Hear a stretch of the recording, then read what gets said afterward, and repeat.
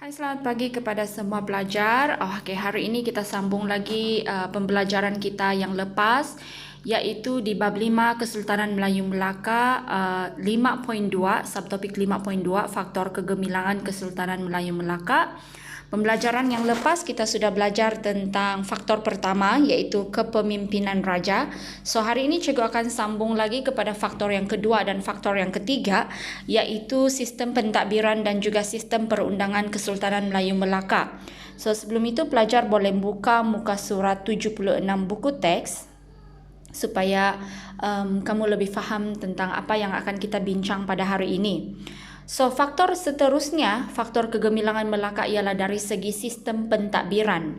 Dari segi sistem pentadbiran, Sultan berada di atas sekali sistem pemerintahan, iaitu di puncak pemerintahan dan pentadbiran. Iaitu seperti yang kita tahu, Sultan ialah ketua kepada pemerintahan dan juga ketua negara. Tetapi Sultan dibantu oleh jawatan pembesar. Pembesar ini membantu untuk melicinkan lagi sistem pentadbiran Kesultanan Melayu Melaka. So sistem pembesar di Melaka dipanggil sebagai sistem pembesar 4 lipatan. Kenapa dipanggil sebagai 4 lipatan? Kerana terdiri daripada 4 lipatan, iaitu yang paling atas sekali kita panggil sebagai pembesar berempat. Maksudnya ada 4 orang dibantu oleh pembesar berlapan yang terdiri daripada 8 orang. Kemudian pembesar berlapan dibantu oleh pembesar 16 dan seterusnya pembesar 16 dibantu oleh pembesar 32. So setiap pembesar ini terdiri daripada pembesar berempat adalah pentadbir di kerajaan pusat, kemudian pembesar berlapan di peringkat jajahan, pembesar 16 di peringkat daerah, dan yang pembesar 32 adalah pembesar di peringkat mukim ataupun kampung. Okey, dari segi tugas atau peranan pembesar, setiap pembesar ini berfungsi untuk mewujudkan sistem pentadbiran di Melaka itu lebih berkesan. Maka Sultan telah menetapkan beberapa peranan ataupun tugas-tugas pembesar. Misalnya seperti menjaga keamanan kawasan, kemudian mengutip cukai dan juga hasil melalui sistem keserah, dan juga membekalkan tenaga tentera ketika peperangan dan juga menyediakan buruh melalui sistem kera. Tetapi walaupun pembesar ini dia mempunyai peranan untuk mengutip cukai, tetapi cukai itu pada akhirnya akan diserahkan juga kepada, sebahagiannya akan diserahkan kepada Sultan sebagai ufti. Okey, apa yang dimaksudkan dengan sistem serah dan juga sistem kera? Sistem serah bermaksud pemberian sebahagian daripada tanaman ataupun ternakan yang diusahakan oleh rakyat kepada pemerintah. Maksudnya rakyat yang tergolong dari golongan petani ataupun penternak, mereka akan menyerahkan sikit sebahagian hasil tanaman ataupun ternakan kepada pemerintah. Itu sebenarnya adalah sebagai tanda balasan berterima kasih kepada pemerintah, daripada rakyat kepada pemerintah. Kemudian sistem kera pula bermaksud sesuatu pekerjaan yang dilakukan tanpa sebarang upah. Upah maksudnya gaji. Maksudnya sesuatu pekerjaan itu dilakukan atas dasar kerelaan. Contohnya seperti membina istana, membina kubu, sistem perairan dan sebagainya. Sebenarnya sistem kera ini adalah satu bukti sikap taat setia rakyat kepada pemerintah.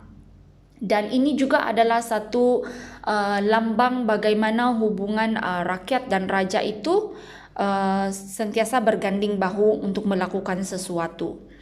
Okey, setiap pembesar pula diberi kawasan khas. Iaitu di kawasan khas ini adalah kawasan pentadbiran ataupun wilayah kekuasaan. Ada 2 jenis kawasan, iaitu kawasan pegangan dan juga kawasan pemakanan. Kawasan pegangan biasanya untuk pembesar berempat, dan juga kawasan pemakanan pula untuk pembesar di peringkat jajahan ataupun daerah. Pembesar dibenarkan untuk mengutip cukai di kawasan ini. Jadi setiap pembesar itu mereka hanya mengutip cukai di kawasan pentadbiran mereka. Dan cukai ini akan diberikan kepada pemerintah sebagai satu ufti. Ufti itu adalah hadiah. Okey.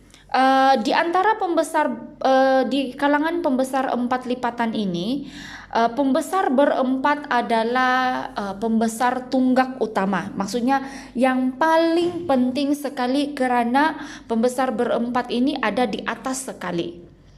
Kenapa dipanggil pembesar berempat? Kerana terdiri daripada 4 jawatan, iaitu bendahara, penghulu bendahari, temenggung dan juga laksamana. Selain daripada pembesar berempat, mereka ini juga dikenali sebagai orang kaya berempat. Dan setiap pembesar ini mempunyai tugas dan peranan masing-masing seperti yang cikgu sudah tulis dalam slide ini. Jadi kamu boleh tengok sendiri. Okey, jadi pentadbiran sistem pembesar 4 lipatan ini telah membawa satu kemakmuran dan juga keamanan kepada Kesultanan Melayu Melaka. Dan sistem ini, corak pentadbiran Melaka ini diwarisi, maksudnya kerajaan-kerajaan lain pun ikut apa yang Melaka buat ini, iaitu sistem pembesar. Mereka juga melaksanakan sistem pembesar berempat. Dan kita sebenarnya sepatutnya berbangga dengan kestabilan pentadbiran negara kita pada hari ini, kerana kestabilan kita pada hari ini sebenarnya sedikit sebanyak disebabkan oleh sistem pentadbiran Kesultanan Melayu Melaka yang telah menjadi contoh kepada kita sehingga hari ini. Yang seterusnya adalah dari segi sistem perundangan. Okey, sistem perundangan Kesultanan Melayu Melaka menjadikan lagi Kesultanan Melayu Melaka ini sebuah kerajaan yang mantap.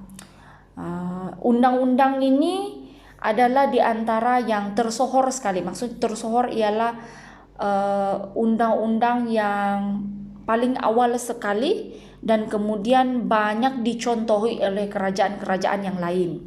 Okey, dari segi sistem perundangan Kesultanan Melayu Melaka terdiri daripada 3 jenis, iaitu yang pertama Hukum Kanun Melaka, yang kedua Undang-Undang Laut Melaka dan yang ketiga Undang-Undang Adat. Okey, Hukum Kanun Melaka berkaitan dengan hak-hak istimewa dan juga tanggungjawab raja serta pembesar, iaitu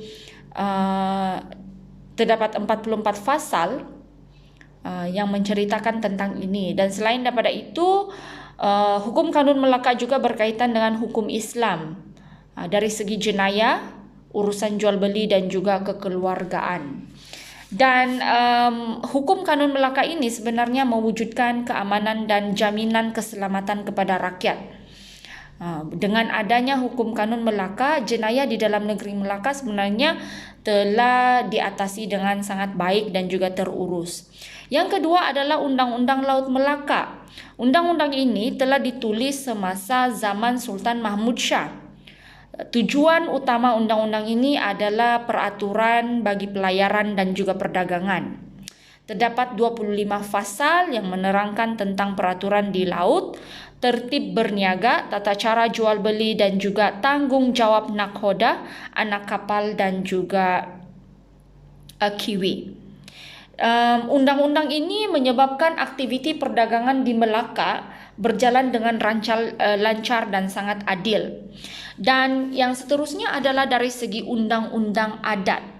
Undang-undang adat di Melaka dikenali sebagai adat Temenggung, iaitu adat Temenggung ini telah diasaskan oleh Datuk Ketemenggungan, yang mana undang-undang adat ini berkaitan dengan sistem pemerintahan, perwarisan takhta, perkahwinan, perwarisan harta pusaka dan juga perundangan.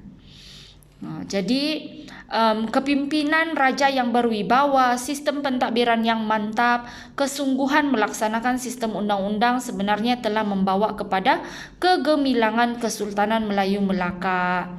Dengan adanya pelaksanaan ini, kestabilan politik, kemakmuran ekonomi dan kesejahteraan hidup rakyat telah berjaya diwujudkan oleh Kesultanan Melayu Melaka.